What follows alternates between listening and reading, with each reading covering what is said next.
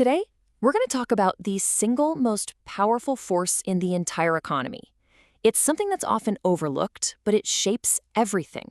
What companies sell, how the markets move, even what our future looks like. And that force, well, it's you. Let's get into it.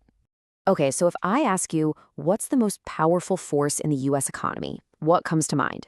You're probably thinking about Wall Street, right? Or maybe the huge tech giants, or even the federal government. But the real answer? It's actually a lot closer to home. In fact, if you've got a mirror nearby, you're looking right at it. Believe it or not, you are the engine that makes the whole economy go. Let me show you why. First things first, let's just be clear on what we're talking about. A consumer is just anyone who buys goods and services. So if you've bought a coffee this morning, paid your rent, streamed a movie, yep, you're a consumer. In economic terms, you're the one creating the demand that businesses are all scrambling to supply.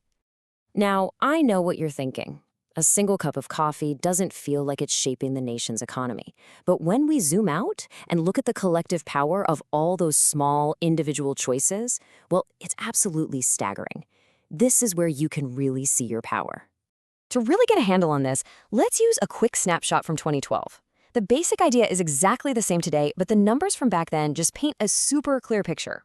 So at that time, the U.S. gross domestic product, or GDP, that's the value of literally everything produced in the country, was a massive $15.7 trillion. So where did all that economic juice come from? Well, take a look at how that $15.7 trillion breaks down.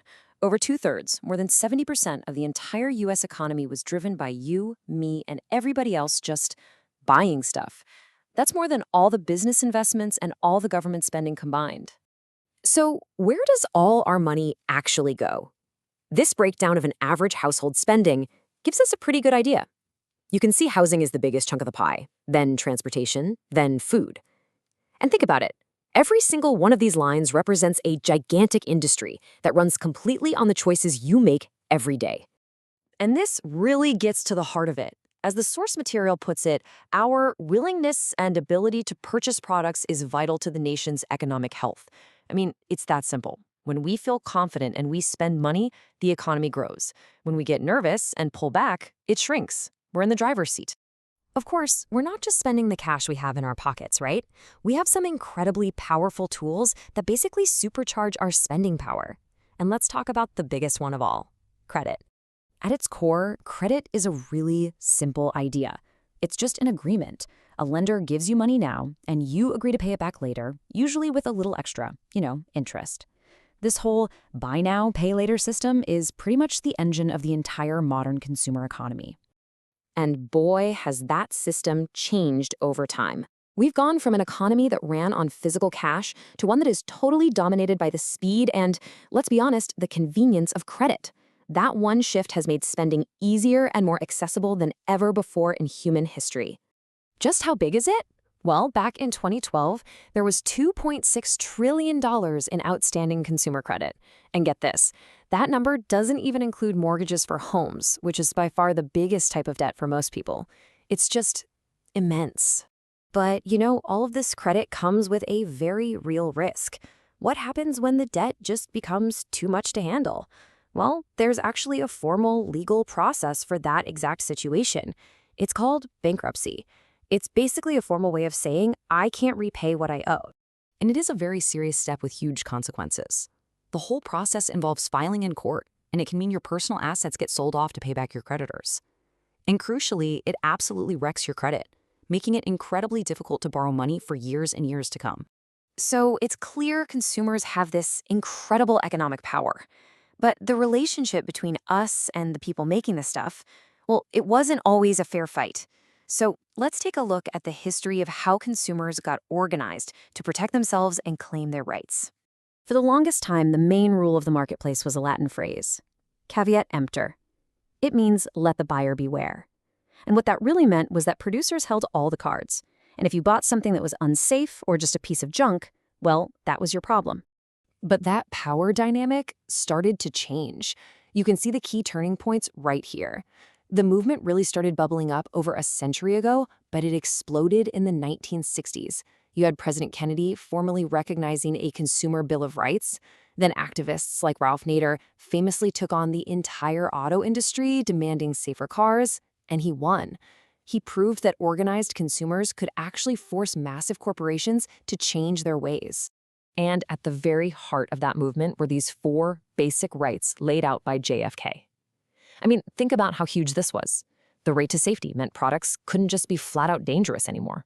The right to be informed meant companies couldn't lie in their advertising. These weren't just nice ideas, they became the fundamental rules of the modern marketplace we live in today.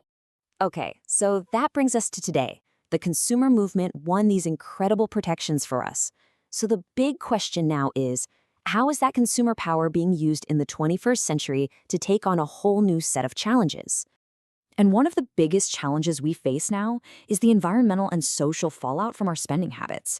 I mean, a picture of a giant pile of old tires, it's a pretty stark reminder that what we buy has real-world consequences that last long after we've swiped our card. So in response to that, this idea of sustainable consumption is really starting to take hold. It's a pretty simple but powerful goal. Let's meet our needs today, but without wrecking the ability of future generations to meet their needs. This is really the new frontier for consumer power, using our wallets to shape a better, more sustainable world. There's another really cool way consumers are shaping the economy, and that's by changing how businesses are structured in the first place. It's called a consumer cooperative, or a co-op. It's basically a business that's owned and controlled by its members, the very same people who use its services. And don't think this is some small, niche idea. By the early 2010s, there were about 30,000 co-ops in the US serving 100 million Americans. You see them everywhere, from credit unions to grocery stores. They're businesses that put people, not profit, at the very center of everything they do. So, when you boil it all down, it comes back to this. Your daily choices, multiplied by millions and millions of people, are what steer the entire global economy. You hold the power to fuel growth, to demand better and safer products, and to push for a more sustainable world. So the final question really isn't about the economy anymore. It's about you. Now that you know you have this power, how are you going to use it?